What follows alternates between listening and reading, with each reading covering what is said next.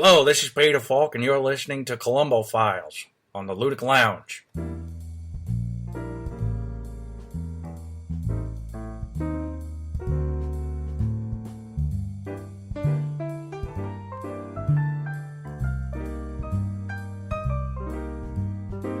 Hello and welcome to the Columbo Files, brought to you by the Ludic Lounge. I am your host, John Soares, and with me, as always, Antonicus Maximus himself, Anthony to his friends. Say hello to the people, Anthony.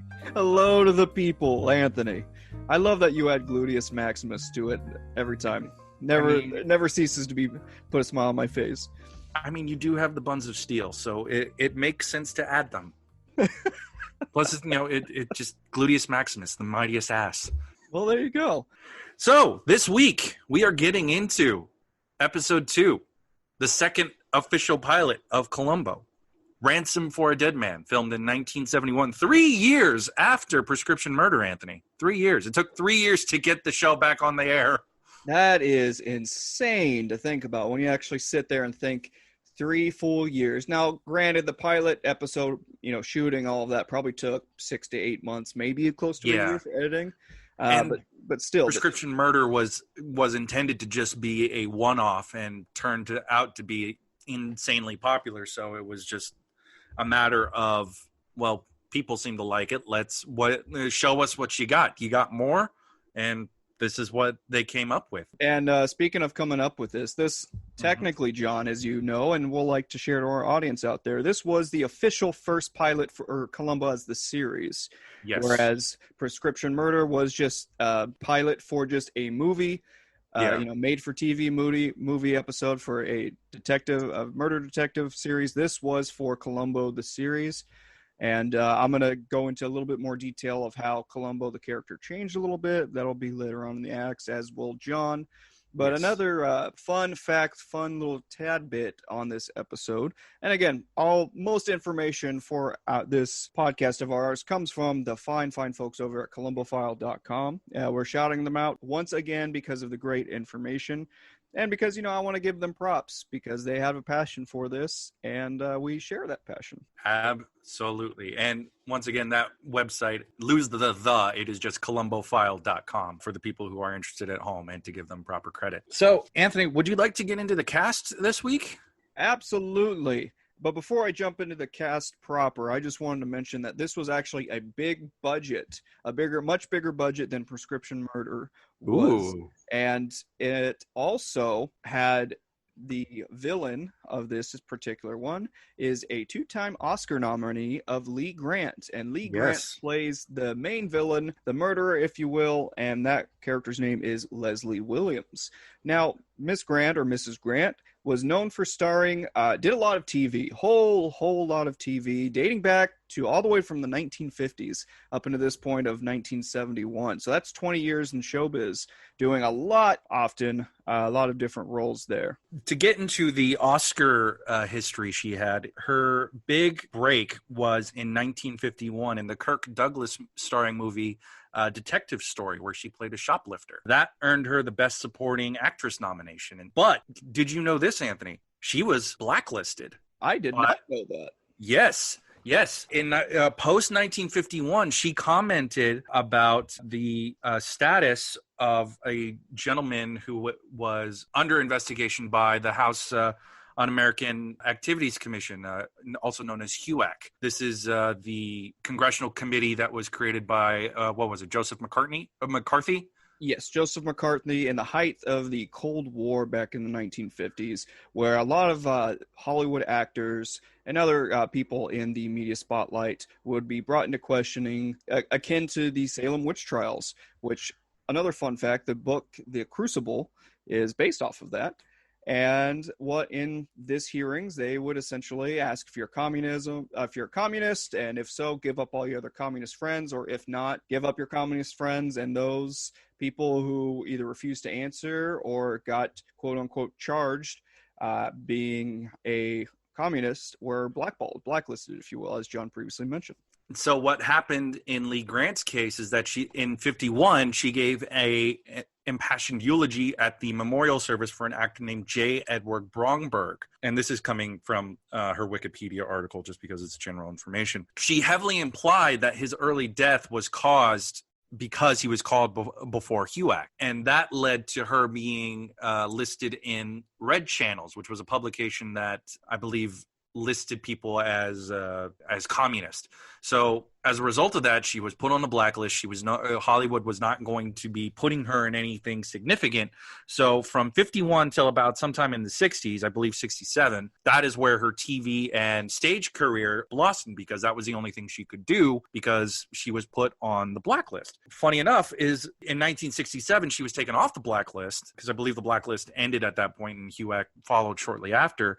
She starred in the 1967 drama mystery In the Heat of the Night, which was directed by Hal Ashby and starred Sidney Poitier as a African-American detective who is asked to investigate a murder in a racist town. And I imagine Lee Grant plays a racist white lady, because I have not seen this movie. She plays the character Mrs. Colbert. Her second Oscar nomination came in the 1970s, specifically 1978, and that was another Hal Ashby film, The Landlord. And that earned her second Best Supporting Female Actress nomination. Now, alongside with that, John, and this is where I knew her from, she also eventually starred in the film, the sequel to the original Omen.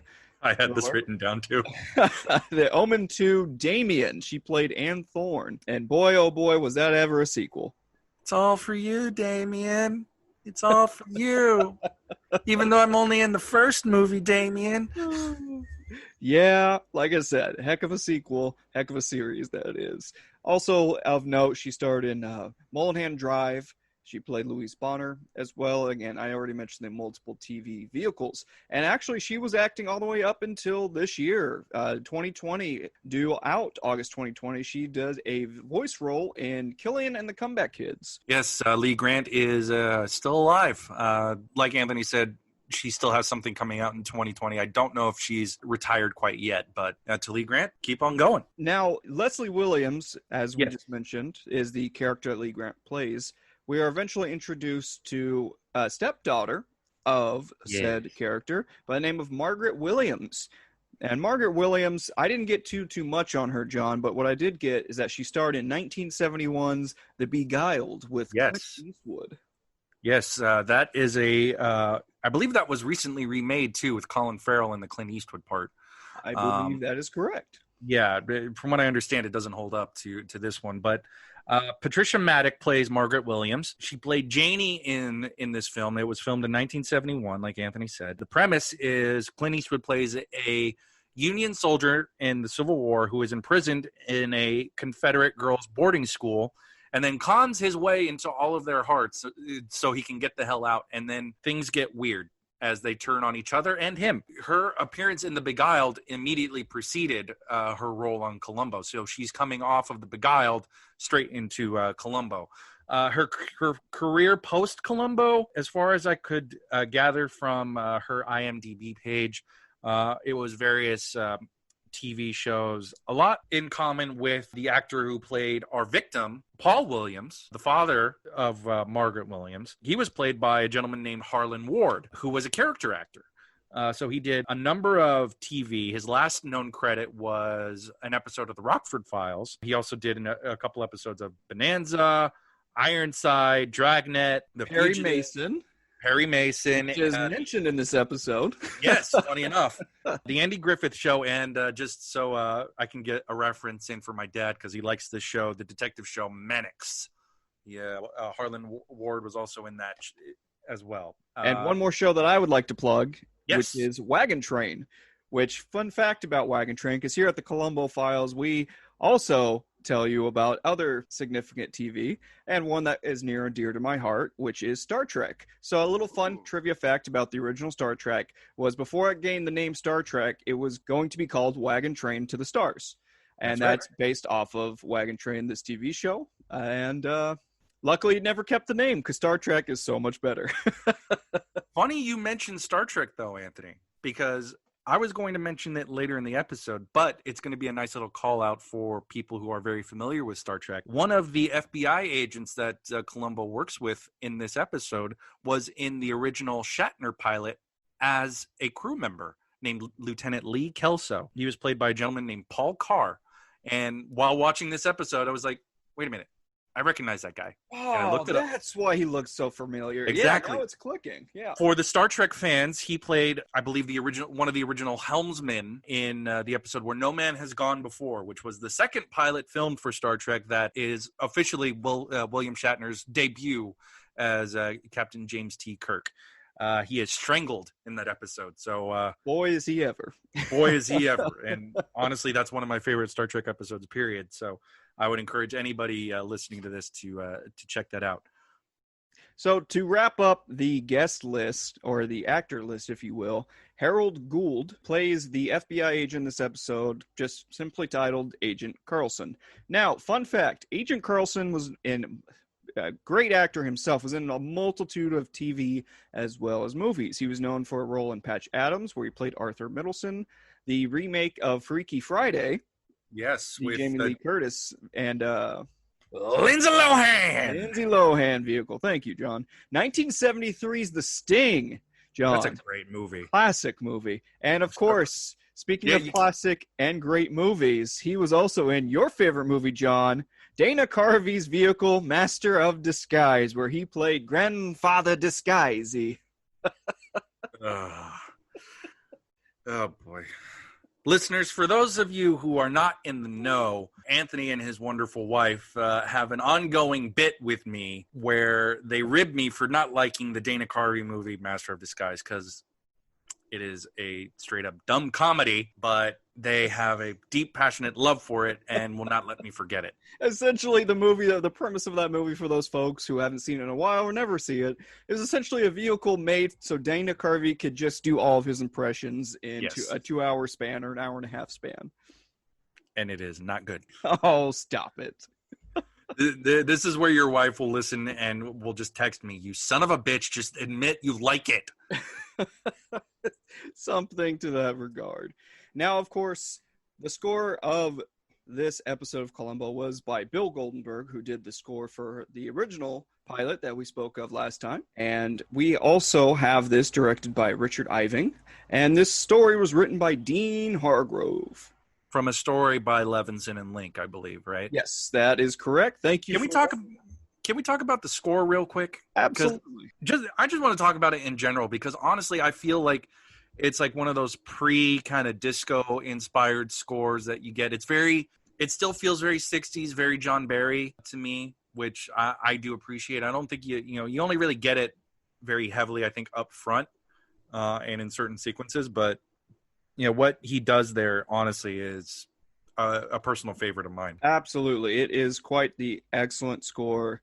I had music tickled my ears listening to this score for sure. Now, I want to talk about Richard Irving for a second because he does some different things here. I don't know if you want to talk about it now or if you want to talk about it as it comes up, but it feels a little bit different compared to what he did in Prescription Murder. And don't you think? A lot different from a lot of the other episodes of Columbo that you're used to, I would even argue too, John. Yeah, because I feel like I think he's pulling in a lot of tricks that are being added in cinema in the 70s at the time. I don't know if they necessarily work. I think we can bring them up as they come up, but that's going to be a recurring theme. It's just like film tricks in the 70s. Do they still work? Because there's one or two that come to mind immediately in later episodes that are interesting, but weird in comparison to things that will come later.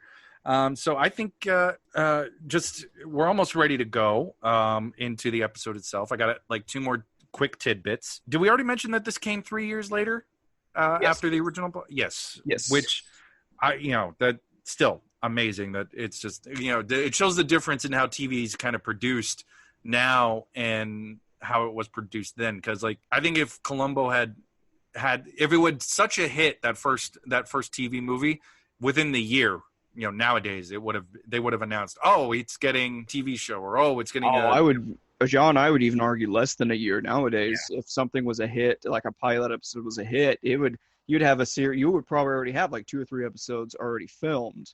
Yeah. Editing. Yeah, I mean, they would have locked Peter Falk into a trilogy deal. Absolutely, and I would not blame them for that. Another interesting thing is that in this episode got a theater release, Anthony. Whoa, that I did not read. Yeah, but and this came, I believe, from the Columbo File. It got a European theater release in 73 in the UK, and then in 78 in Italy. So this episode got released as a theatrical film, which arguably you could probably do with any number of these.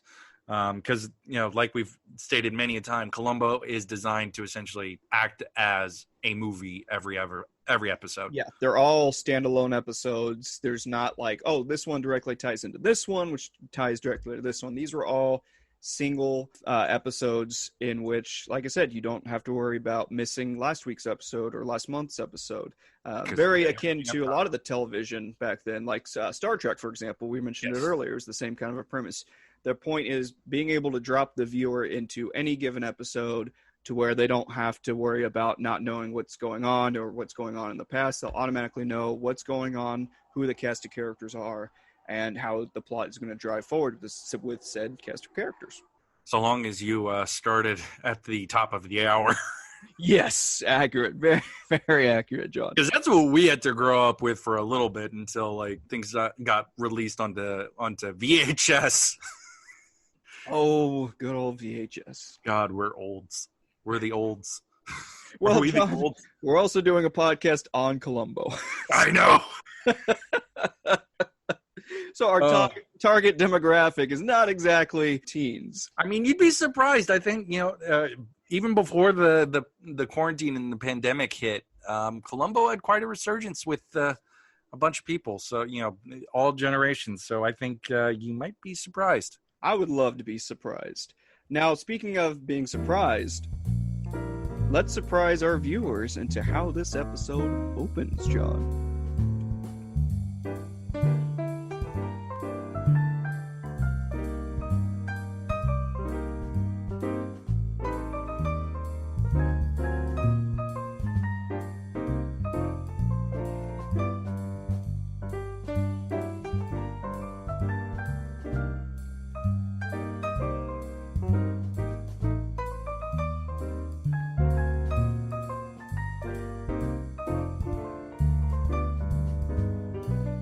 All right, Act 1. From the opening of the episode, we see Leslie Williams, a lovely, beautiful woman, doing clip art. That's one way to say it. I mean, yeah, she's writing what looks like to be some kind of letter. We learn later it's a ransom letter with random letters and clippings from various documents and whatnot. And in addition to her cutting up letters from a newspaper, we also have her hitting a play button on what appears to be an answering machine and a recording of her, what we soon to find out, husband's voice on this said recording. What's interesting about this is that she's using her husband, who we later learn is a lawyer. That message is essentially a negotiation download to, I believe, his secretary. He's essentially saying he's talking about some case and how much they're going to settle for. And she later uses that to clip up into a ransom. Yep, a pre-recorded ransom, and we'll get into that in a little bit. Yes. In addition to that, as soon as this wraps up, we see said husband enter to the parlor or living room, however you want to put it. I just called it a living room, but it could also be a parlor because it was a big fancy house. And where we have the weird slow-mo murder of Paul by Leslie. Yeah, for the most part, I thought this was a pretty straightforward murder. I mean, compared to prescription murder last week, that was a convoluted plot with, disguises and airports and, laundry bags. Now, it was a straightforward murder, which I appreciated, but just the scene, how it was cut. And again, we talked about this earlier about how this was directed. It was just this weird, kind of awkward, slow motion with some groovy animations on the screen. It gets really choppy, and there's like it flashes back and forth between Paul Williams and Leslie and him falling, and I guess us trying to gauge her reaction, which isn't really there because I want to kill this guy because I want what I want.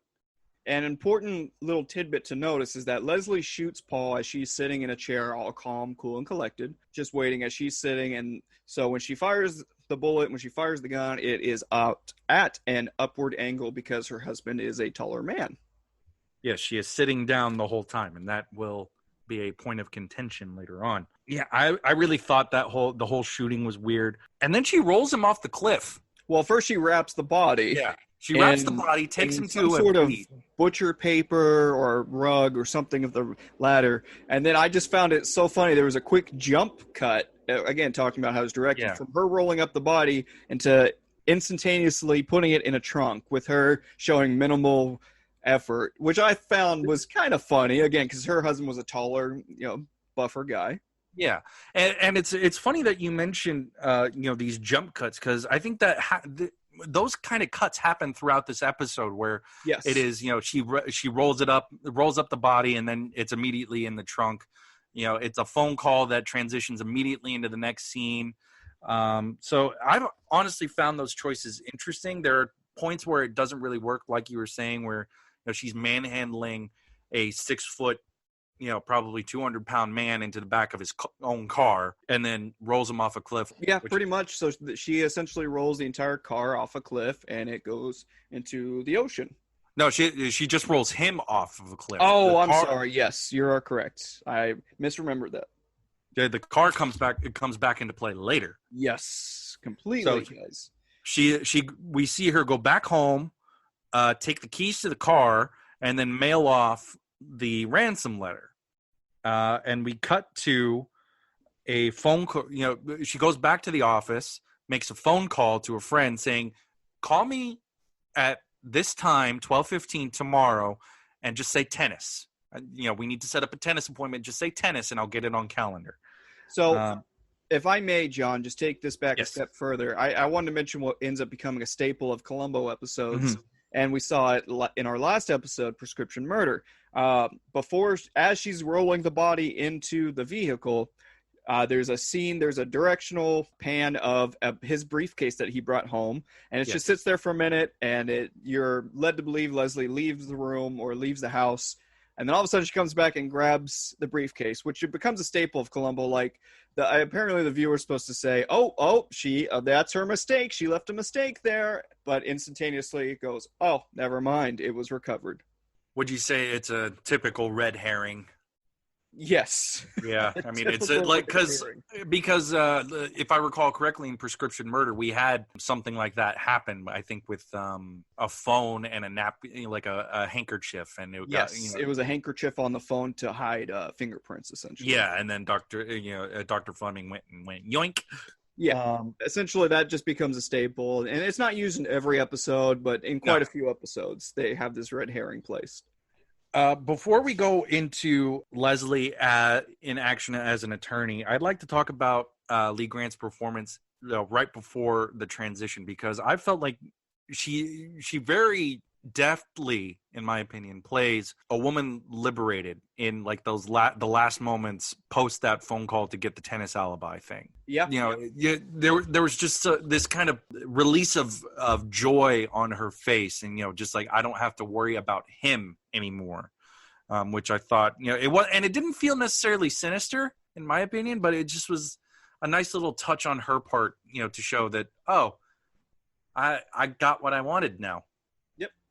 Absolutely. I 100% agree, John. That's a great point. And so, again, we have another jump cut after this into where Leslie is in her workplace, where we see that Leslie is a well-to-do lawyer. She is in a courtroom arguing against a person making a claim. And this is one thing, John, before you add your 2 cents into that, I wanted to add and touch upon.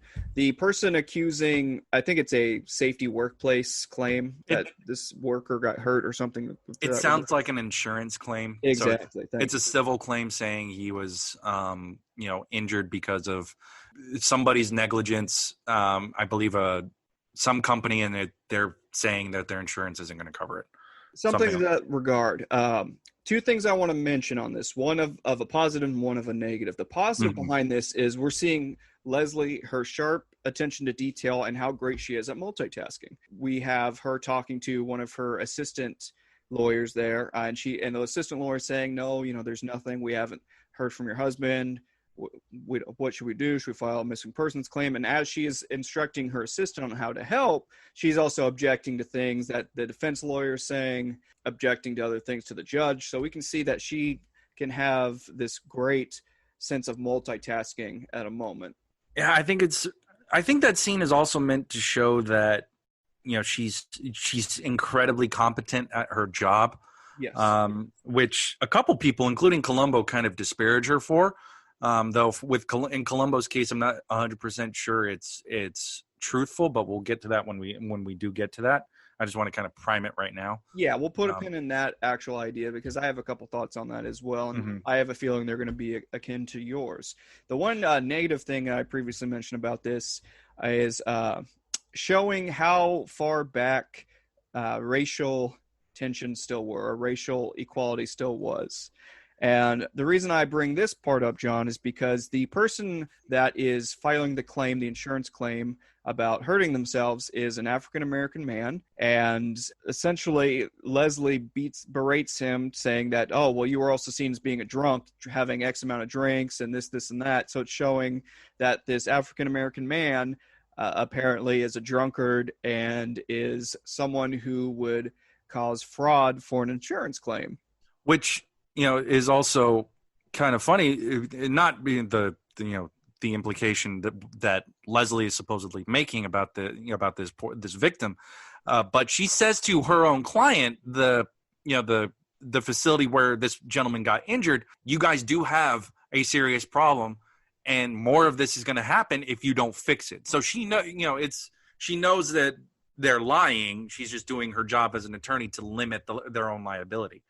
I agree, Anthony. I did mark that I felt like this was a little bit of an example of how there is, a sense of racial bias in how courts tend to run, how there is like this presumption of, laziness against African Americans, which is not, true. None of that racist bullshit is true. But and it also, I noted that it kind of shows like the increasing corporate nature of America and how it's just, this is a guy going up against a company who is now saying, well, we're not liable for his injuries because of X, Y, and Z reason.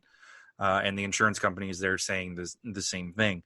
I appreciate them getting into this, but I think I also have the same problem with, with this, like I do a lot of courtroom scenes where it's just like a lot of quote unquote legalese and faux legal stuff that seems accurate enough, but it's just there to kind of fill the air. But I do think that, to go back to Lee Grant's performance, she's doing a great job of pretending to be the worried spouse who is also stuck in the position of, well, I still got a day job and I can't really just stay home clutching my pearls worrying, which shows how the female position had changed between the perception in the 60s of being just kind of 50s and 60s of just being a housewife to being working women, but also how, and this is something that comes up later, the increasing perception that she probably doesn't really belong there, which probably is why they show this scene showing how competent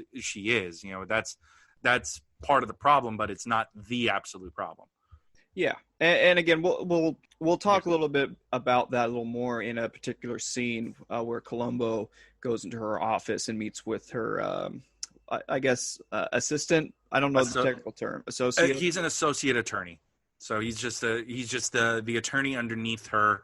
The way I was able to glean it is that her husband was the senior partner. She was probably a junior partner, and then they have probably one or two associates. Yeah. Who are the bottom of the, next to the bottom of the rung on their ladder. And we'll talk about their relationship as the plot unravels a little further down.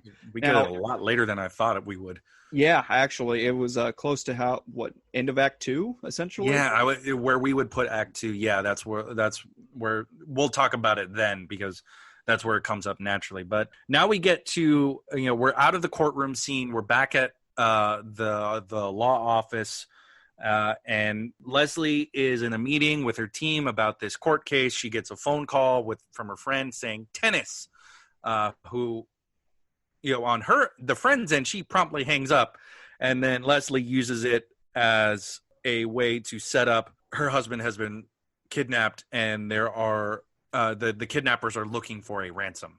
Yeah, so it's essentially the introduction to that this was a kidnapping and not just a missing persons case. And again, credit to the way that Leslie acts in this particular scene, the way that Lee Grant played the character, because again, you can see the color come out of her face a little bit. She's playing it super scared. She doesn't know what's going on. But again, obviously, it's in a sinister way because she was the one who set all of this up. Do you think she took some improv classes for this? Because it's just like nobody I know could be that convincing when they know that there is no ransom and there is no no person to be returned, because she knows what she did. That would be a funny instance. I love to see like a couple days before this actually happened, her in an improv. But I think it's more so it's just that with as intelligent as she is, she knows how to mask. And again, being a lawyer, she knows how to mask emotion. She knows how to play with emotion and nonverbal communication as well to make sure she always gets to the top of whatever she needs to get to. That's what I chalked it up to. Now, I have a note here about this answering machine phone thing. I don't know what to call it, but is my memory correct that they did something with that machine to answer her call, or does that come later? That comes later. Yeah, I thought so. Yeah, I just want to know, is that machine even fucking real? I think it was, but essentially the machine that we're talking about, folks, it's if you want to think of an actual answering machine, but inside of this answering machine, you can actually predicate pre-recordings, record these pre-recordings, add them in a specific time and date to make this call forward. It's like call forwarding. You're forwarding this call, forwarding this message at a certain time and place to go off, essentially. Yeah, essentially you will schedule calls to remind people of X event or something like that. Yeah, exactly. And we cut to now, after this ransom phone call, to the Williams home, and the FBI has shown up. They are wiretapping the phone. We get introduced to Agent Carlson, who is in a very, very sharp three-piece suit. He is a pretty good-looking man, if I do say so myself. Absolutely. And older gentleman, distinguished. Older gentleman, absolutely. Definitely distinguished. You can tell that he's good at his job or has done this job for a while. And what I think, and again, this is a credit to Lee Grant here, Leslie kind of plays on that a little bit. She kind of plays, when he's around, it's just a dialogue between the two of them. She plays kind of the innocent victim, and she throws a little sensuality into her performance to kind of persuade the agent a little further to her whims, if you will. I'm glad you brought that up because I have a theory.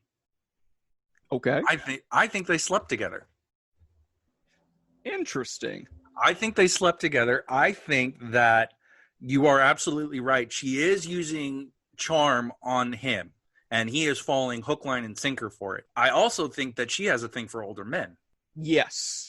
And we'll find out because her husband, or recently deceased husband, was definitely an older man. I would say at least, 15 years older from appearance? Probably. So I think she probably has some kind of joy out of romancing an older gentleman. But the reason I have this theory is in part because of what she's doing with him when it's a conversation between the two of them. They are very clearly flirting.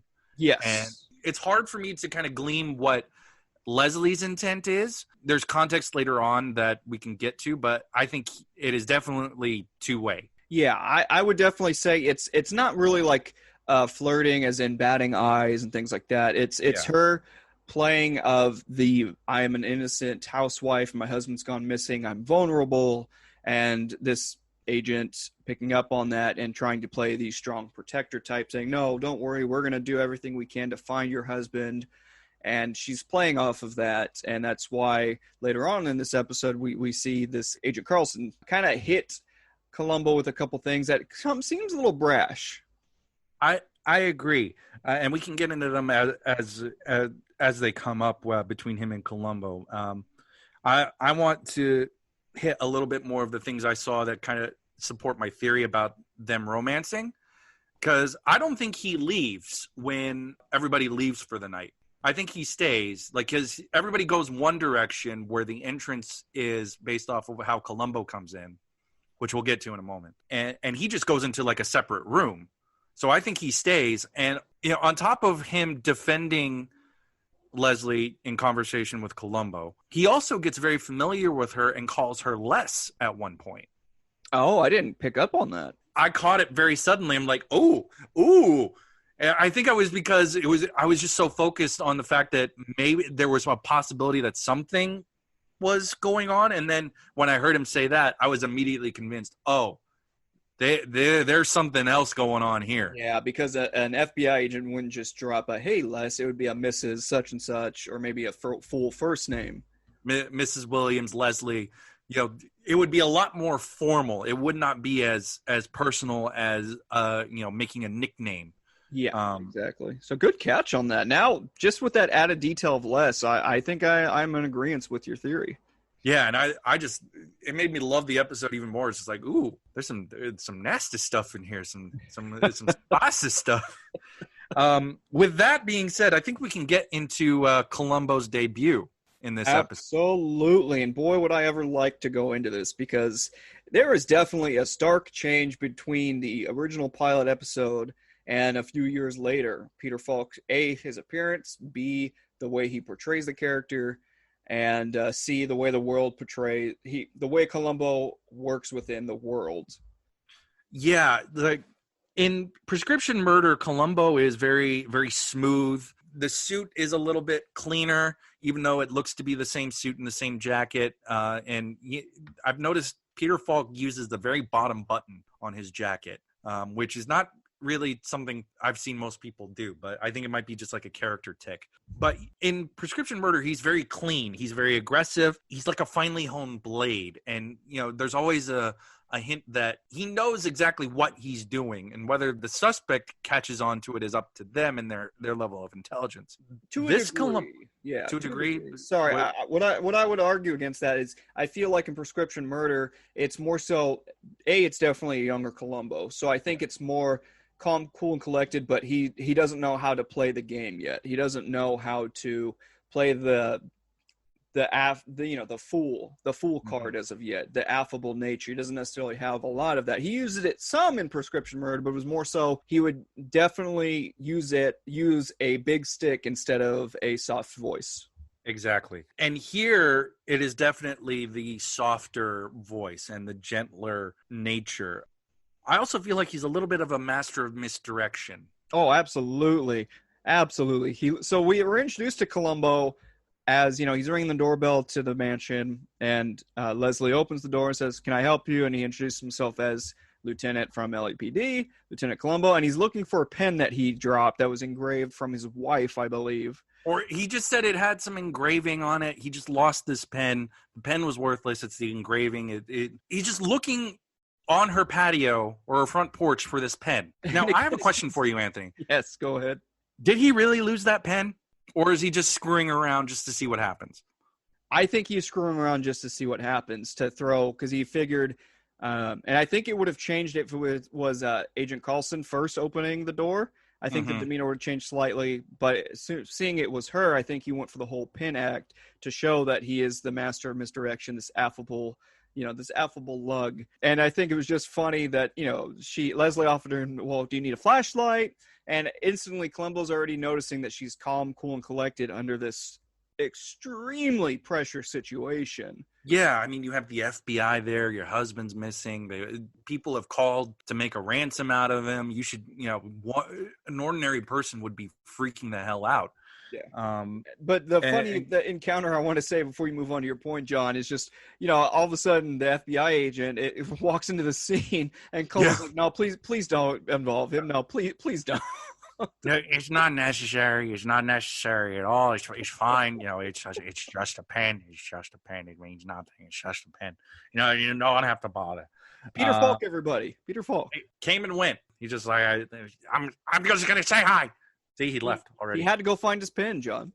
He had to go find that pen. And at this point in the investigation, Columbo's not here as a homicide detective. He is just the police liaison to the FBI. And I noticed he was deferring a lot to Carlson in particular. Yeah. Which I think Carlson took advantage of a lot. Well, based on, I can't think of the proper term, but based on the not boundaries, but based on the crime, it would fall under the FBI's lead, essentially. Yeah. So and Columbo knows the procedure. He's not going to go bashing. He knows he's a homicide detective, and there's no homicide. So he lets, the FBI do their thing. But as he's letting them do their thing, John, he's also looking around, asking, okay, can I see the letter? Like, just discreetly, may I see the letter? And just kind of fuddling around the house in different rooms, just kind of looking to pick up ever so subtle clues. Yeah, just like little things to give him a glimpse as to who these people are. Yep, and of course Leslie's following him around every room he goes into. I love the interaction. He was looking in her office, I believe, at home. Or was it his office? It was either his or hers. Yeah. I'm not 100% sure. But he's, shuffling through some books, just kind of looking around, trying to get a lay of the land. And again, being calm, cool, and collected, even being just super hospitable in this extremely stressful time, saying, "Hey, can I get you something? Hey, can I help you find something, Lieutenant?"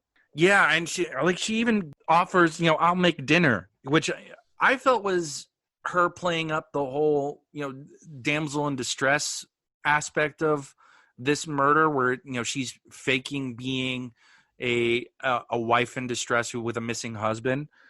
Which leads into a brilliant observation by Columbo. Yep, I was just about to bring this up. Yeah, I knew where you were going, about how there is no live-in staff. So, Anthony, would you like to pick that up? Or? Oh, I would absolutely love to pick that up. Not only does he say that, but he's like, "Well, ma'am, don't you have any servants around?" No, he doesn't say exactly like that. He goes, geez, isn't that just the luck? It's like the old adage: if you want something done right, you got to do it yourself.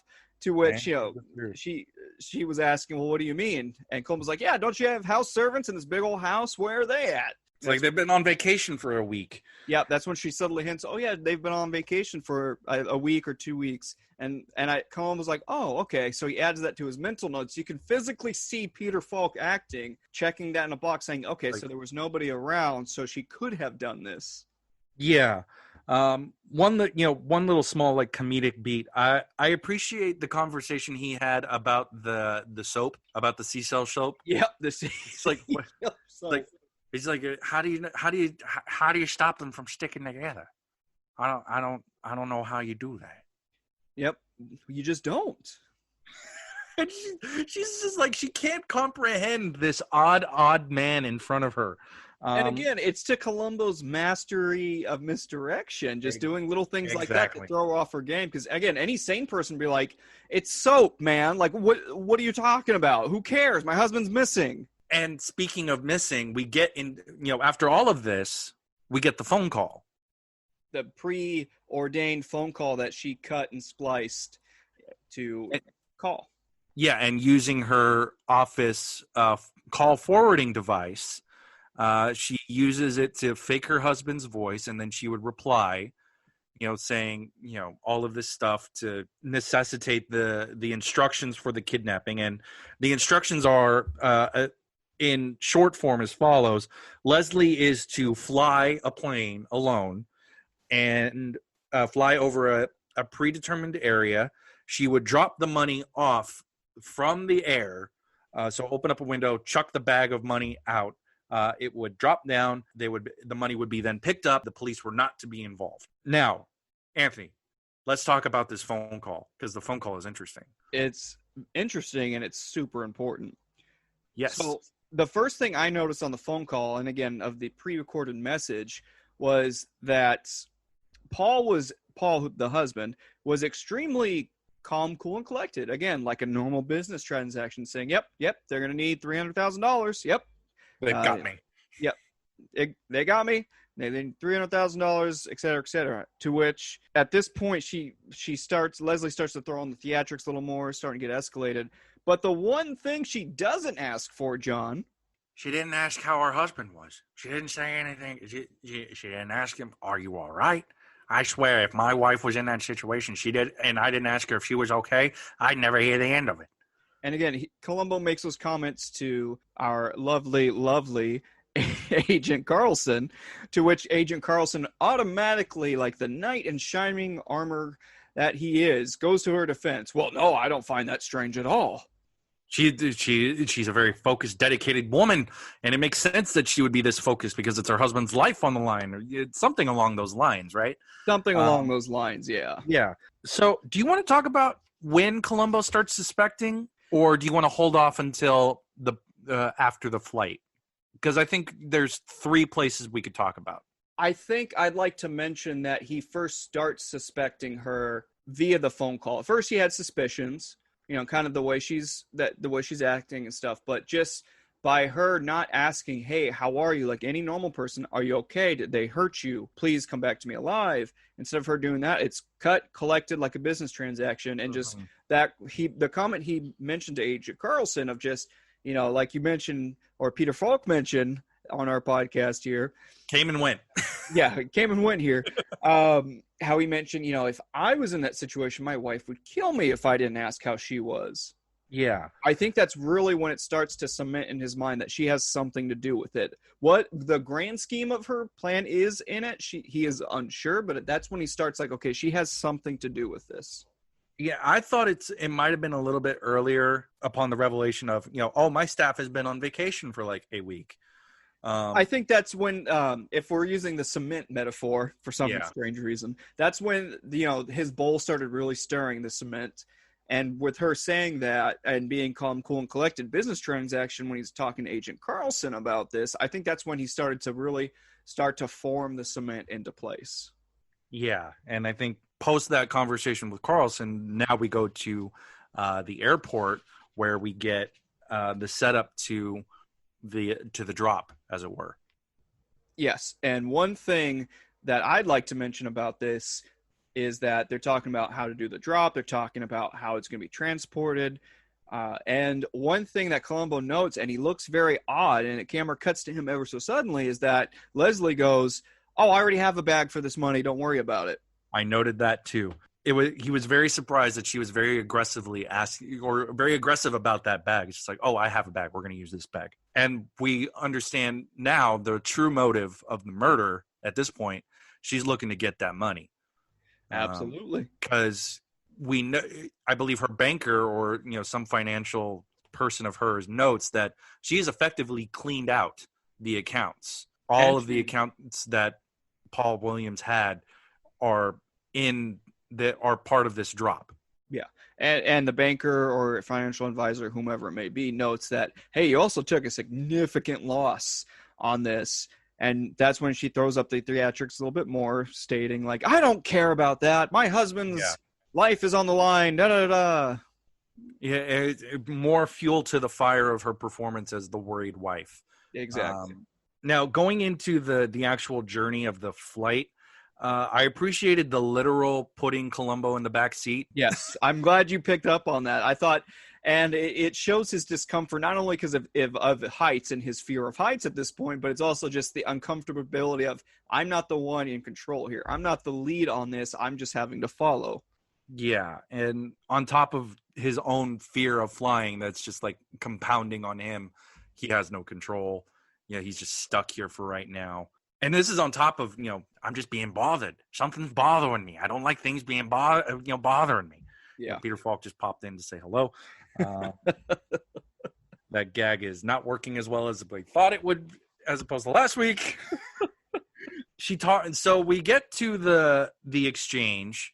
She drops off a fake beacon to say, "Oh, I see where they want me to drop this."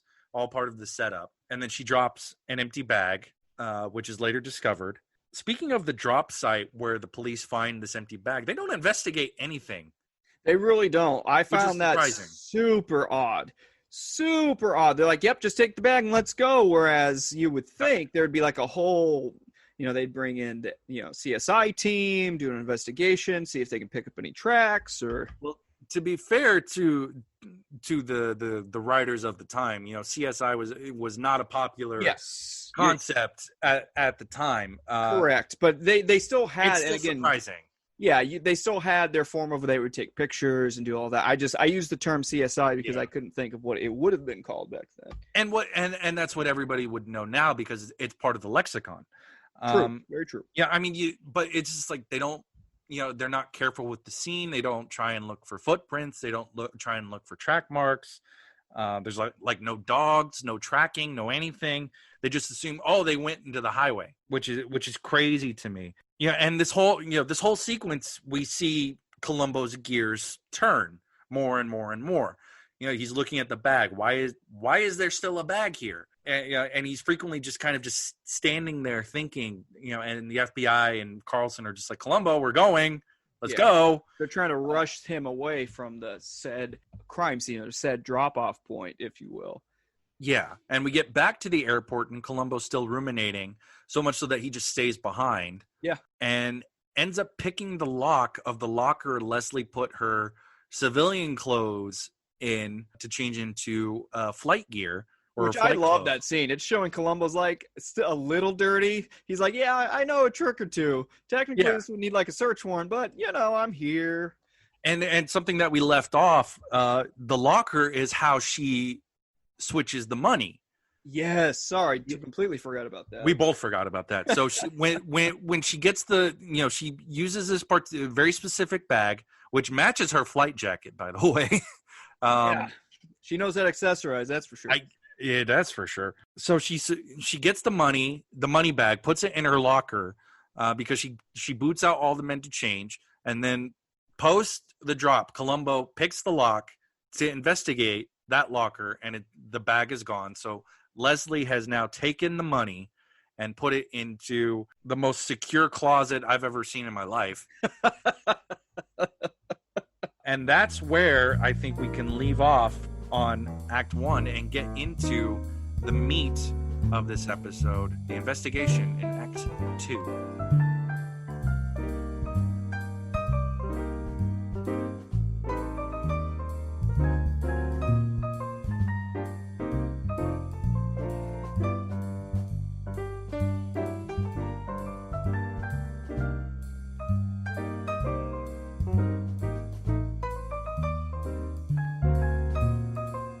Now we get a new reveal of a character who we've already, established just because we wanted to talk about the cast. We get Margaret Williams, daughter of Paul, and stepdaughter to Leslie. Yep, and there is automatically the stereotypical stepmother, stepdaughter, bad relationship that instantly they're at each other's throats. But there is a nice tender moment, which I'll talk about in a moment. But essentially, we're introduced to Margaret, as you mentioned, John, and we're also introduced to the fact that she's coming from Switzerland, that she flew from Switzerland to school, that she is at school in Switzerland or something to that degree. Yeah, for all intents and purposes that we can glean from what we're given in the episode, Margaret is a boarding school child. She looks to be in her late teens. If we could talk about Margaret in general, she very much fits the very well educated but still stuck up rich white girl. 100%. And you do have you, like Anthony said, we have that contentious relationship. But what I do love in that that sequence between Leslie and Margaret, the hug, the quiet disdain on Leslie's face during that hug, it's as they embrace, this little brat. I have to deal with this little brat still. Exactly. So to paint a fuller picture, right away, Margaret's at the throat of Leslie, saying, "Why? Of course I'm going to be here. Why wouldn't I be here? I got your call. I got your message, so I flew here." And they're already. It's my father. I have an absolute right to be here. Absolutely. And then the whole time, and I thought this was great acting on Leslie's part. And she's kind of like, "Look, Margaret, do we really have to do this right now? We're both tired. We're both had a long day, and we're both extremely worried about your father." And that's when you could see Margaret going, "Okay, I'm going to just back down a little bit. She's right." And that's when they have that hug, that embrace. And as they do that, the camera just kind of zooms in on Leslie's face. And that's when John previously mentioned, you just show the disdain on her face as she's giving soothing words to Margaret. Yeah. And then we cut to the next day with at the breakfast table where I guess Margaret lugged a giant TV onto it. And this is like, like an old, big tube TV. It's just, I don't know if it's just there all the time or it just gets moved, but she's just watching this like detective which thing. I found interesting. She's watching like a noir 1950s, think Perry Mason episode or movie or something like. And did you catch what they're talking about in this show? I listened to it, but I didn't think it had any severe consequence to the episode. But please, Anthony, by all means, go into it. I think you understand it better than I would. Not significant as far as like it's going to foreshadow anything, but to a degree, it kind of does foreshadow. In the episode itself, it's the detective is a male talking to a femme fatale female, and they're talking about an insurance claim trying to collect on a dead husband's money. Right. Which I found kind of running a parallel to our overall plot in this episode. So I found it kind of interesting, and you see this, and I noticed it really when Leslie walks into the room watching Margaret watching this program, and she instantly turns off the television. And to me, from my perception, there was a moment of panic on Leslie's face. A little bit. She doesn't immediately turn off the TV. Margaret keeps it on while they're having a very intense conversation. So it's literally, and it kind of goes contrary to what we saw earlier from Leslie, where she is very good at balancing multiple things going on. Yes. I mean, she's having a full-blown conversation about trying to find her missing husband and then makes a relevant objection in court. Yes. So she's listening to two things at once. And in this case, she's not able to do that anymore, which is fascinating. And it also, I think, you can tag on to that Margaret's crack about her being the lady lawyer, which is a good point. It's just Margaret is noting that Leslie is way too put together for somebody whose husband is still missing. Now, do you find that this was a knock on Leslie having a profession that's typically to this point seen as only a male-oriented profession? I mean, in part, I feel like that. I mean, that's a crack that comes up a couple times from a couple different people. Yeah. Because I was kind of on Leslie's side with this. Leslie's like, no, I have a court case. I have to go. I have a job. I have a job and I have to go to it. I have responsibilities that once you grow up, she says something, I have responsibilities that once you grow up, you'll understand. And I found that, again, the fact that the younger teenage daughter is like, to me, from my perception, she was knocking. I thought they could have used her as a vehicle to knock a woman in this profession to a degree. Yeah. I think it's also the part of the problem of it being written by a man. Yes. Yeah, I think that plays a huge role into it too. It is the hugest part of it. But I think it's you can also make the point that in some sense it is a young adult who doesn't have the experience to articulate her feelings without bashing somebody. Yeah, it like an unemotional educated young teenager. Yeah, so I think it's just her being a little too blunt when she probably could have had a little bit more of a little bit more balancing act on how she presented it. In my experience, from law school, a lot of the smartest people I knew were the women in the program because they just have. They still have to deal with this assumption that this is a man's job, so they have to work twice as hard. Well, which is what I found interesting, that they use the vehicle of Margaret to attack. Oh yeah, the villain has to be this well-to-do lawyer, this female lawyer. Yep, that female lawyer. She's got to be the villain in this. Oh, what are you talking about? She's got to go to her case. That's suspicious. And can I just mention she goes to court in a fur coat?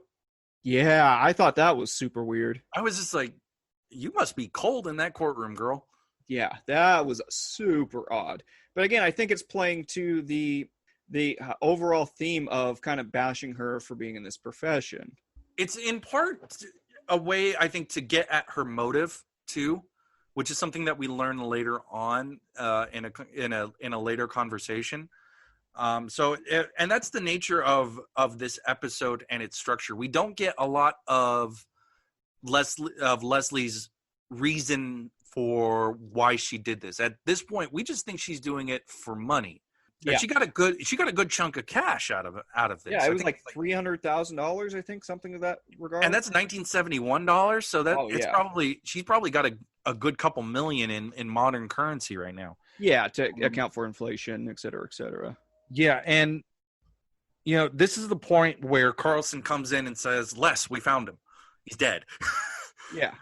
No, but there was more to that than that, Yeah. Johnny. It was, can we talk to you in private, Les? Can we talk to you in private? She's like, no, you can tell me here. It's fine. We're in the middle of this courtroom and everybody and God as a witness.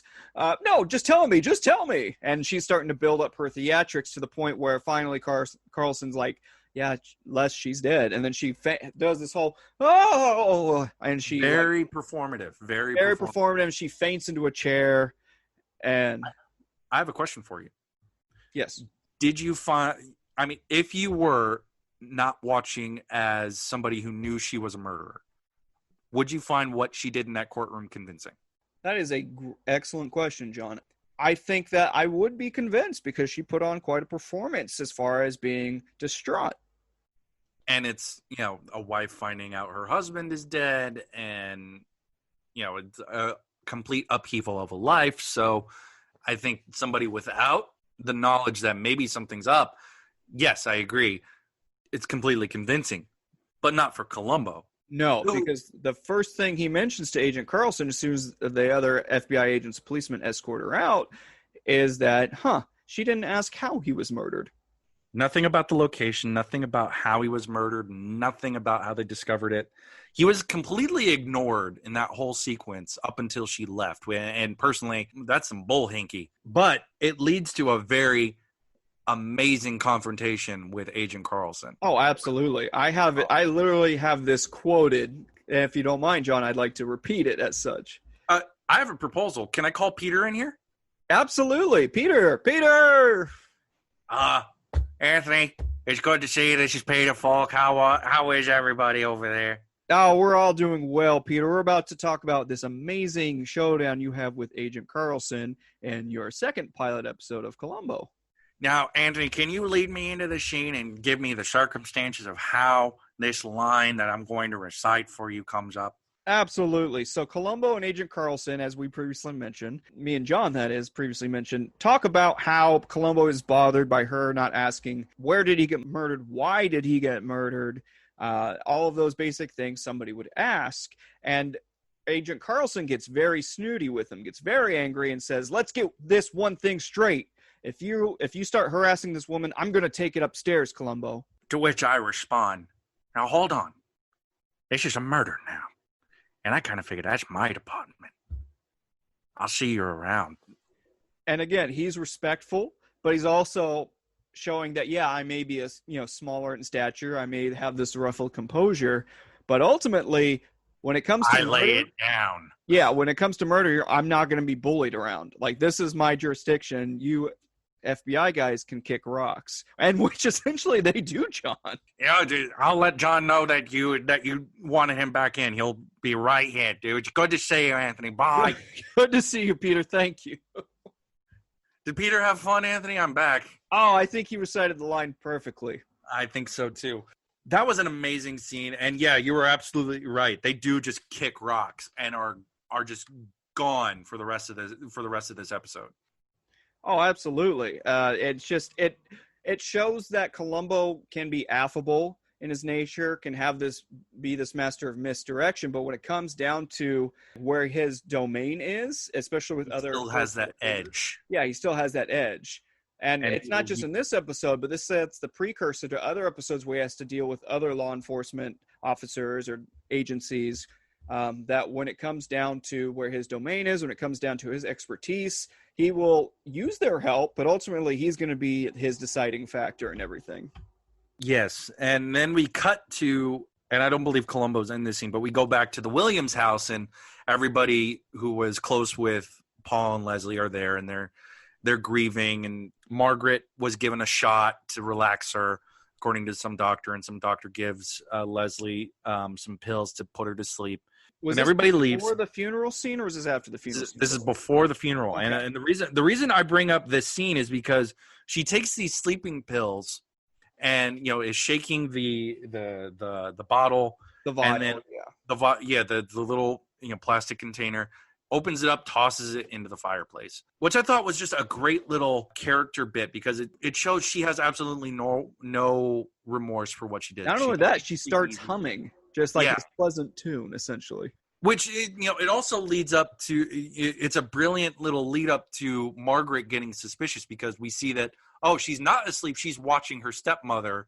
Arguably, she probably came to, have another conversation thinking maybe they could, they're all each other have now. And now she sees that her stepmother is literally just practically skipping and her father has been murdered.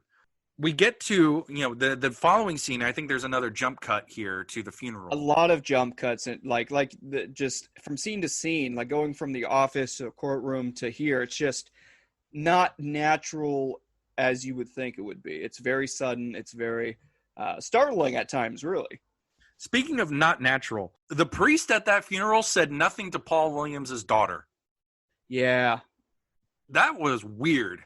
Yeah, I felt like she was getting ignored by all the friends and, like you said, even the priest to that point. It was very odd. It's like, as a lapsed Catholic, it's just like any priest I know would talk to the whole family, not just the wife, You would think. This whole funeral scene leads to Margaret having a very aggressive blowout at her stepmother where she slaps her. After seeing her practically skipping in the scene before over the death of her father. And then go to immediately just grieving again, which leads to her running away. And Columbo is at this funeral. He's keeping a respectful distance. We also this leads to later we find Margaret walking through the cemetery in a great crane shot. Yeah, if I do say so myself. Beautiful crane shot. Yeah, and she comes across Columbo, who's just waiting for her while he sits on somebody's grave. And I really appreciated Columbo's interaction with her.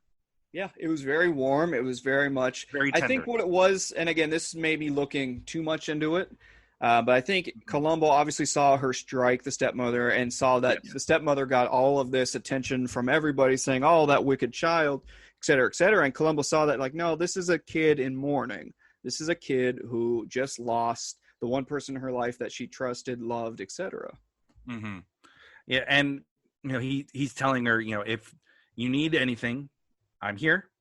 Feel free to reach out to me for anything. Now, I have a question for you, John. Yes. Do you think at this point Columbo knew that he would have her assist him in catching her stepmother? I think no, not completely. I would agree with you. I think Columbo is just genuinely trying to extend a helping hand, showing that, hey, I know this is rough for you. I'm going to try to do what I can to make sure everything's set right. Yeah, and like you said earlier, this is his jurisdiction now. This is his job to help console this person. He's probably done that, help deal with this kind of emotional response many a time. And I think that part of it is that he is doing his due diligence and saying, if she has something, I'm going to need it, but she's also emotionally compromised. Yes. So I can't be blunt about it. I have to consider where she is.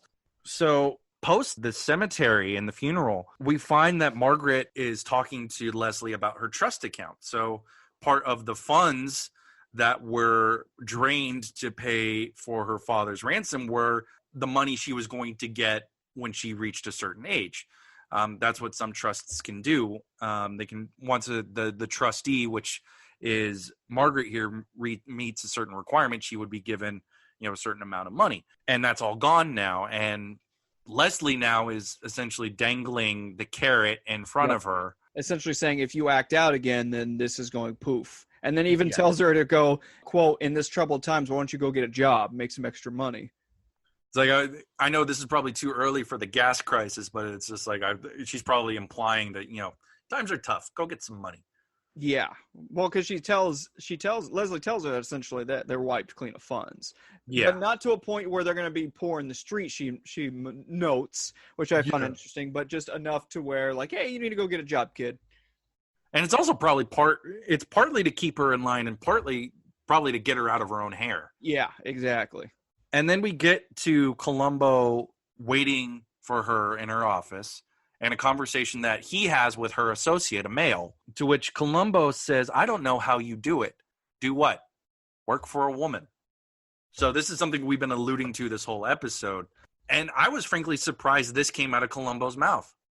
I was too. And again, we already mentioned how a lot of the writers, being this was written by a male, yes, or multiple males at this point, you can make the argument that Columbo at this point is a hard-nosed detective who's been in the force for a while, who's lived in this world for a while, being him in his 30s or 40s at this point in time. So you can make the argument that, maybe he actually meant what he said by this. But I would make the argument, John, that he was using this as a tool to get more dirt on her, to get more dirt on Leslie through her assistant.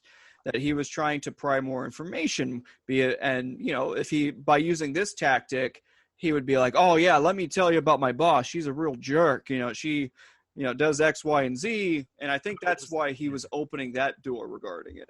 Yeah, I think, I don't know if he ever thought the associate was a suspect, but I definitely agree that I think he was trying to get a reaction out of the associate to see what it would mean for Columbo's growing perception of Leslie and what he's building in his head. But I still want to, be that as it may, and when we're agreeing to all that, I still want to lead credence to the earlier thought I had regarding that. It could also be that, and that being this in 1971, again, showing the inequality still between males and females in the workplace. So I'm curious how many more times that we come across this, because to be honest, I don't really recall any other instances like this, but I mean, it's good. Well, we got 67 episodes to go. Yeah, that, and we also have to give credence to our own biases, right? We're both white males, almost 30 years of age. So again, this is some things we may not necessarily think about, but again, and we would challenge you, dear listeners, if you're watching at home with us, which we hope you are, that as you're watching these episodes, you have that kind of a thought process in time too. Granted, Columbo is a period piece of its time, and it grows within the years, and how technology changes and how politics change and how gender roles change, etc. But also view it from that lens and have a discussion about it. Exactly, like we are right now. Speaking of discussions, Anthony, we go into the conversation he has with Leslie when she arrives at the office, and he goes straight into investigative mode, and he's looking at this call forwarding machine and asking her questions about how it works and whether he could get one, whether he should get one. Yeah, and he's, of course, using that as a ploy, as his master of misdirection. He's using it as a ploy for her to go into great detail about this machine and what its capabilities could be. Which is some great kind of natural exposition about what the hell this thing is. Absolutely, yeah. Yeah, and I have a line here that kind of, I think, ultimately does summarize Columbo. I'm a strange guy. I worry. Yeah, which is great. But and he's using that again just to misdirect, just to be like, "Oh, I'm this affable loaf, of a man." It's just like small jabs, just to kind of keep her off of her game. Yeah, exactly. And this is where he catches her on the bag, and asks her, "Why would somebody ask for a bag full of money, take the money out, and then leave the bag? Why not just take it in the bag? Especially if they're in a hurry to get out of the scene." To which Leslie says, people under stress react more on emotion than logic, which I thought was a tell on her, which is absolutely something we brought up last week on Dr. Fleming. When Columbo gets these suspects to start talking, they're ultimately talking about themselves. Yeah, they're mirroring their own self to them. And again, and the Columbo picks up on that, of course, and it's one of those like, yeah, you're right. They act on emotion, not logic, like you have been doing this logic like the first night I met you in the house. Yeah, you've been acting on logic this whole time. There hasn't been an emotional moment since Jump, which is interesting. And we have our second one more thing. Yes, we do. Columbo has this whole conversation. He's about to leave, and he says, just one more thing. The bullet. It's a .22. It's not going to leave the body. It's a small caliber bullet. And the angle of the bullet is interesting because it is clearly coming from somebody who is sitting down, which we get to our next weird scene.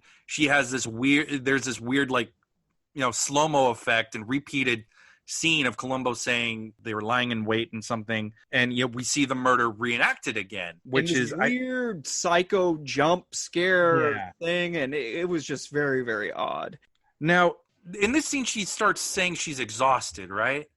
I believe so. That's my recollection. Yeah, I honestly thought it was her kind of like trying to redirect her own panic, because when Columbo mentions the whole sitting down bullet angle aspect hypothesis, that's when you could see it on her face. She's like, "Oh, I'm caught."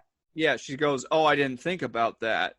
Because again, Columbo's starting to tear apart of the facts like, well, why would somebody be sitting down and shooting him if they're holding this person captive while this person's standing?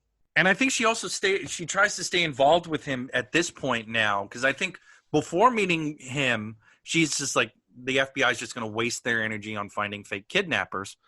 I think she starts getting involved with Columbo's investigation more so that she can keep her hand on the steering wheel, as it were. Exactly. Now, speaking of steering wheels, John, at this point, isn't it where Columbo meets up with her again where she's about to go fly?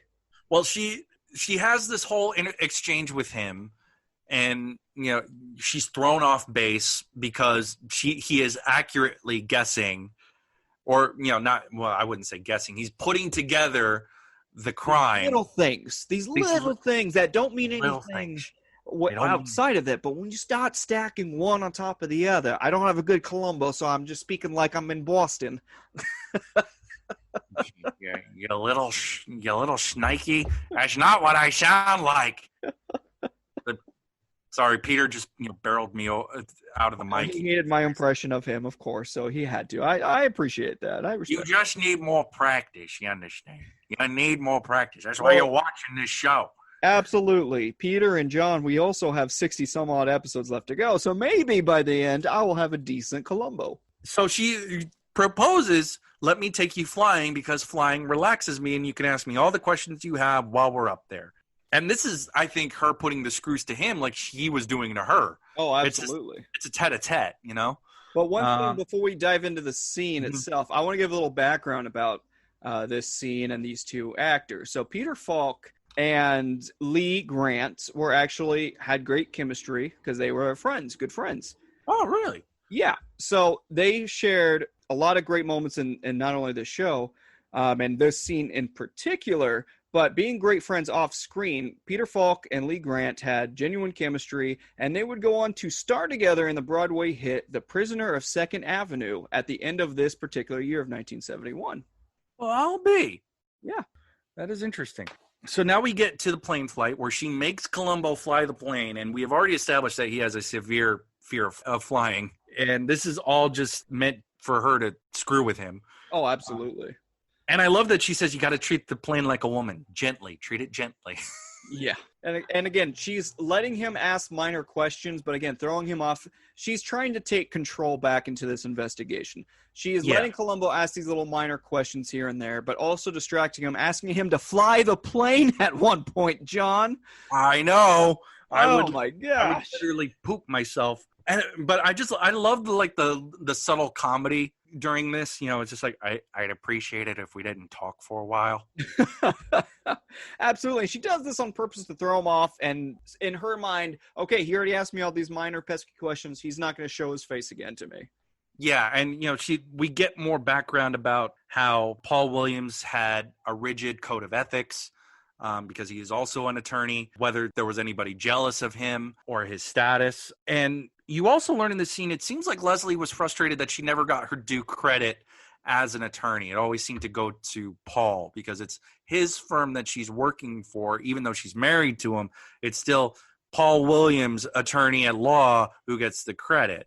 Yes, and she actually convinced him, we find out, because he had a job lined up as a Supreme Court justice. He was a Supreme Court justice. That's what I'm saying. Yeah, he was a Supreme Court justice. For the state of California. For the state of California, correct. And she convinced him to step down his dream job, as Margaret explains it. I believe it was Margaret. Later on. Yeah, it's not. We learned that later on in a conversation. It's the next scene after that plane flight. So to transition, like Anthony was saying, we go to the Greasy Spoon where Columbo's playing pool and gets his bowl of chili, which is a recurring gag. He always likes chili at some kind of greasy spoon, which is what I learned these places are called. Which is a diner, essentially. Yeah, it's just a diner. He gets a bowl of chili from Leslie Nielsen's clone, Bert, a guy named Bert. Actually, now you mentioned he kind of looks like him.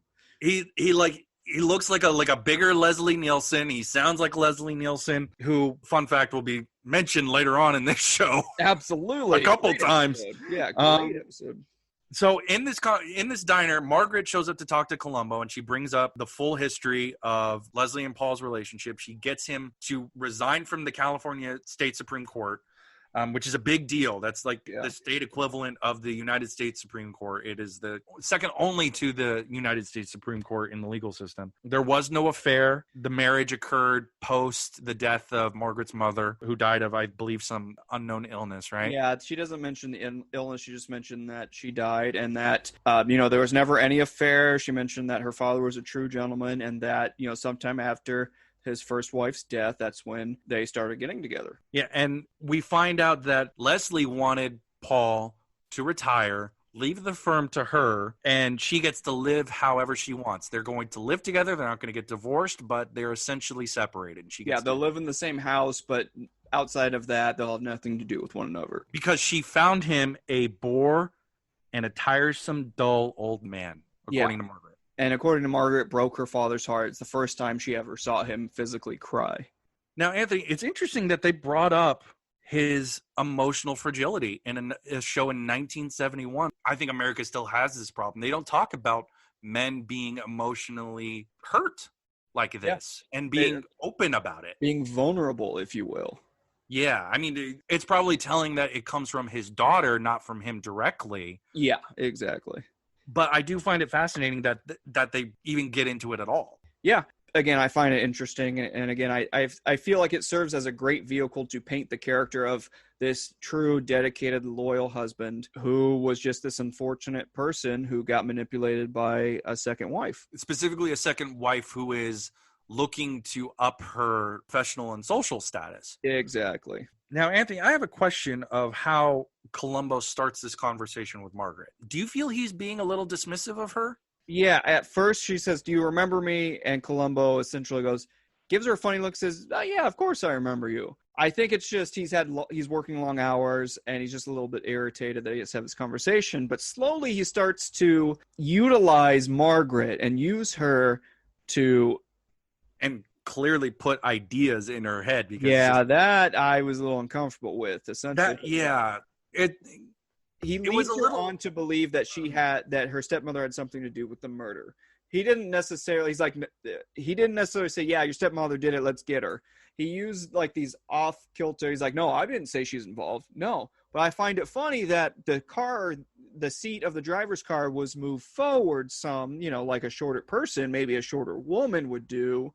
Somehow the keys are missing. And, isn't it funny how we tend to habitually grab for keys that we always seem to have? This leads us, I think we can say the quiet part loud. He and Margaret are scheming to navigate Leslie into a trap. Yeah, absolutely. And it just starts to build up this partnership between the two of them, which we'll bring up again later, of course. Mm-hmm. And by later, I mean, of course, the next scene, because the next scene, if you will. Yes. Scene, yeah, where you did what I thought Margaret did, which was jump the gun. I did, because in watching this again, I felt that when we cut to the Williams house again, and Leslie and Margaret have this confrontation about the keys, and Columbo's there. And they get into this argument and shouting match, and she tries to slap him. And she's trying to tell Columbo, "I found the keys. She has the keys. That means she's the murderer." And Columbo is saying, "No, that's nothing." Yeah, you're planting evidence on somebody, and that's a crime. Yes, and he and Leslie have a conversation about her essentially being a temperamental, young adult, teenager, whatever her age is. And Columbo has a great line, which is, "I just can't have you accused of murder on the wrong evidence." Oh, I love that line. Yeah, it put her in her place big time. It's like it was just him subtly, and maybe not. I would say not so subtly. It's not so subtly. I know you did it. This just isn't the way I want to get you. And this leads to a transition that leads us back to her office, and the final conversation she has with Columbo, where he tricks her by doing the same thing that she did with the call forwarding machine. He gets his own and sets up a phone call as if he's on, telling her, I'm going to meet you, and then he's already there. Yeah. As another subtle thing of like, yeah, I know that this is how you pre-recorded that phone conversation. Yeah, your husband was never on the phone because he was dead. You faked it. And this is how you would do it because I could do it. Exactly. To which, he ends that conversation saying, I'm off the case. You're never going to see me again. This is goodbye. A gag he used in the last episode. I'm being reassigned into a Malibu case, he's mentioned. Yeah. I just found that funny.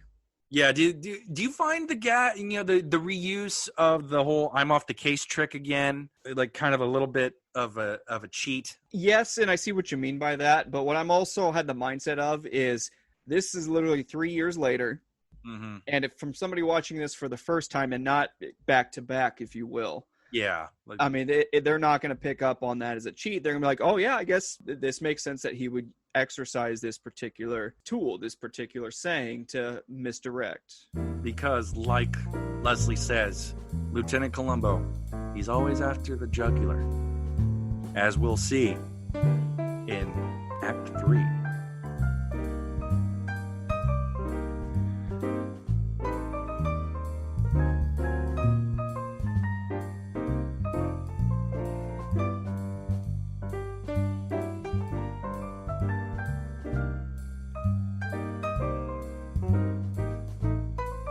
So, we open, again, with Leslie coming back home and Margaret confronting her, similarly to how Leslie confronted Paul, with a gun sitting in a chair. Yep.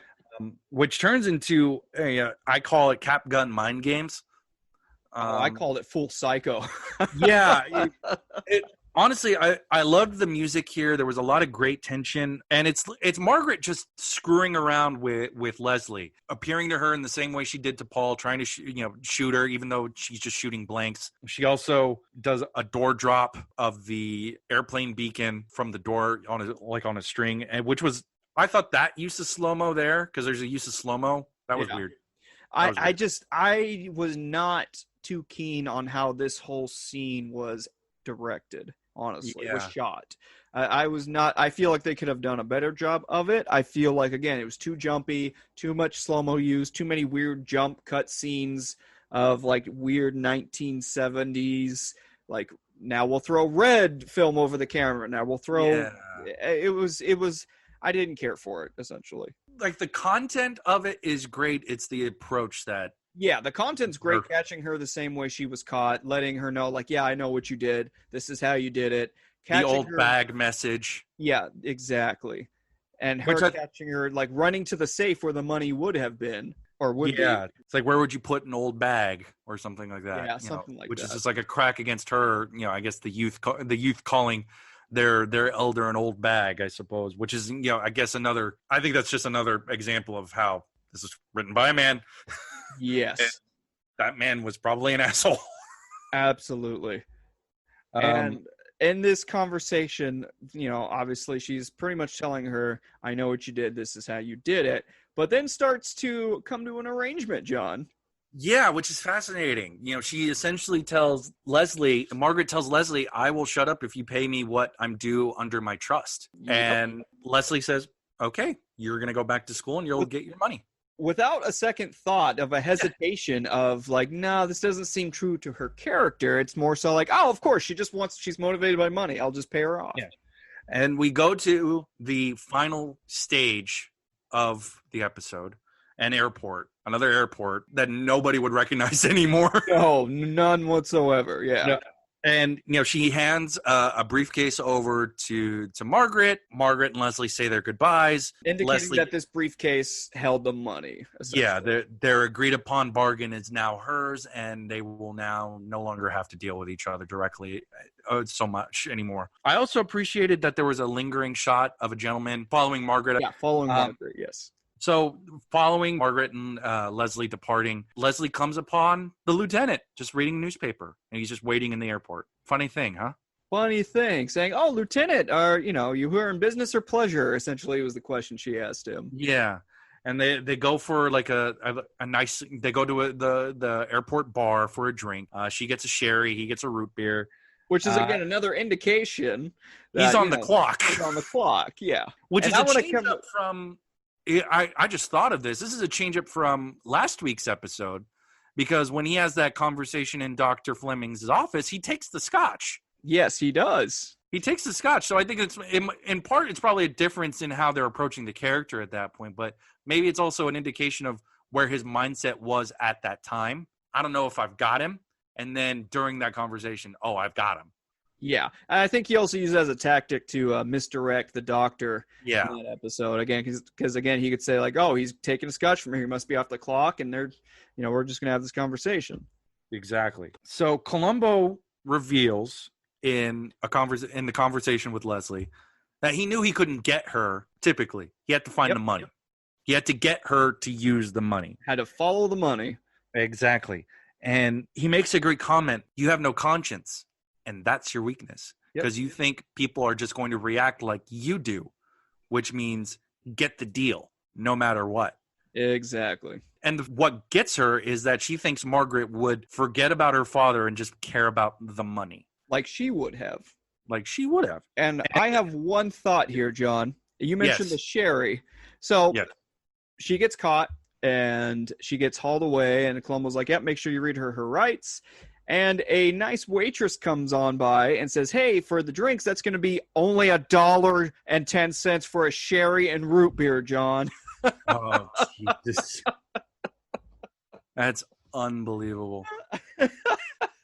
That was the most unbelievable part of this entire episode. And just him fumbling for money. Where there's a briefcase open of like $300,000 in front of him. And the waitress is just like, okay, that's what he's doing. He's like, I thought that was a nice little subtle bit of comedy there. Yeah, it truly was. And then he just goes, hey, can I just sign off for this? I'm good for it. Here's my badge. I'm a police officer. Yeah. I mean, it's proof positive that Columbo won't mistreat evidence, I suppose. But yeah, I'm glad he's just like, here, let me pull out a 10 spot that I can just pull out of this $300,000 from this briefcase. Which was given to him by the gentleman that followed Margaret onto the plane, because he was just a cop the whole time who was part of the plan. Now, that was a great usage of, again, a shot that I greatly liked as opposed to the one in the previous scene we mentioned. That was a great shot. And again, if you're not really necessarily looking at that or for that, you would have missed it. Yeah, I agree wholeheartedly. But one thing that we won't miss, John, is going to be our final thoughts regarding this episode. That's right. And our segment, delightfully titled, Just One More Thing.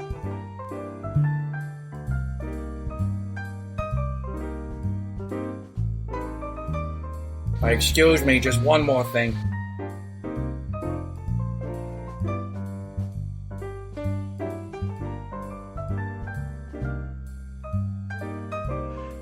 Now, final thoughts for this episode, Anthony. How does this rank up for you on its own and against the other pilot, Prescription Murder? So, on its own, what I appreciate about this particular episode, I thought that this is the quintessential Columbo. This is where Peter Falk really got into the character and started to make this his own. I did not care for, ultimately, a lot of the jump scenes. I did not care for a lot of the transitions.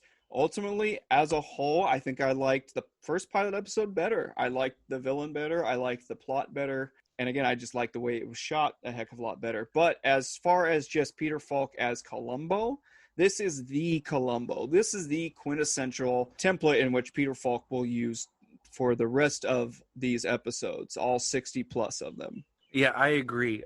For the most part, I think, it's interesting that the director is still the same between these two pilots. So he is putting his mark on this, but ultimately I think that, the mark lies with Levinson and Link, who have, the most creative control over the character that they created. I think that, in comparison to Prescription Murder, I think Prescription Murder is a little bit better balanced. I agree. This one, it's all action up front. You get nothing about why she's doing this, just why she's murdering her husband. You just get that, she's murdering him, and then you figure out, it's for money.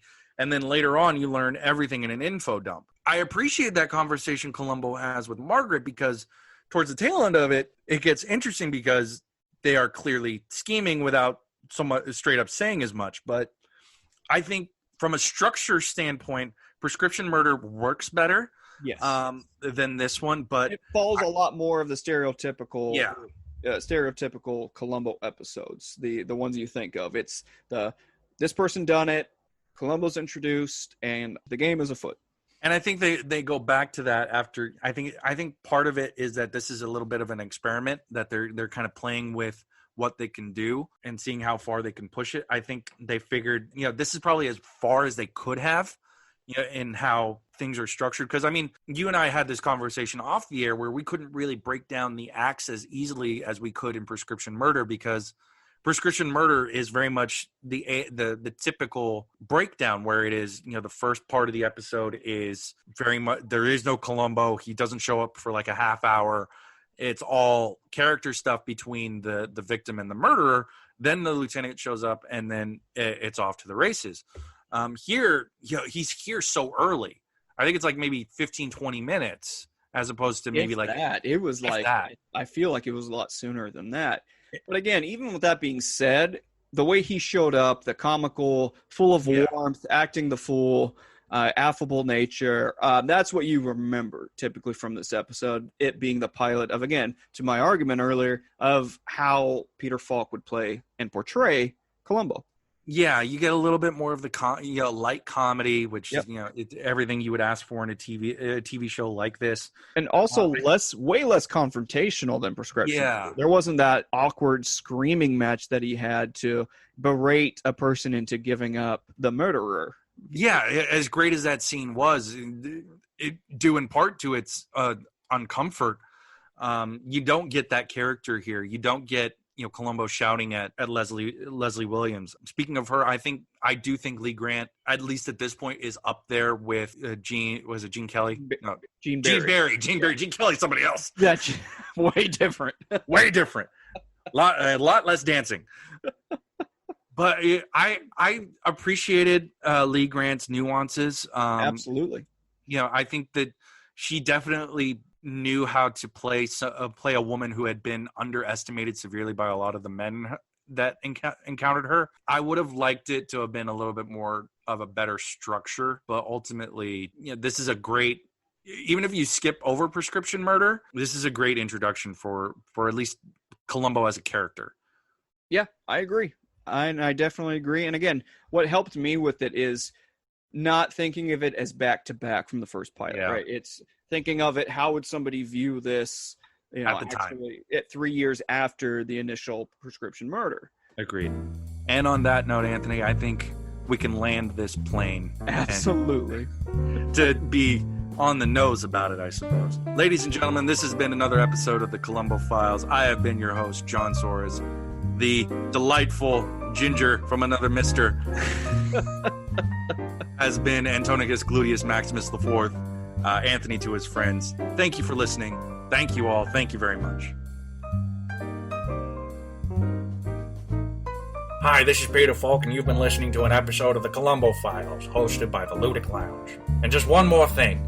Be sure to follow us on Twitter at Ludic Lounge, Anthony at RojoLoco44, and John at just_John_0891. Or feel free to email us at theludiclounge@gmail.com.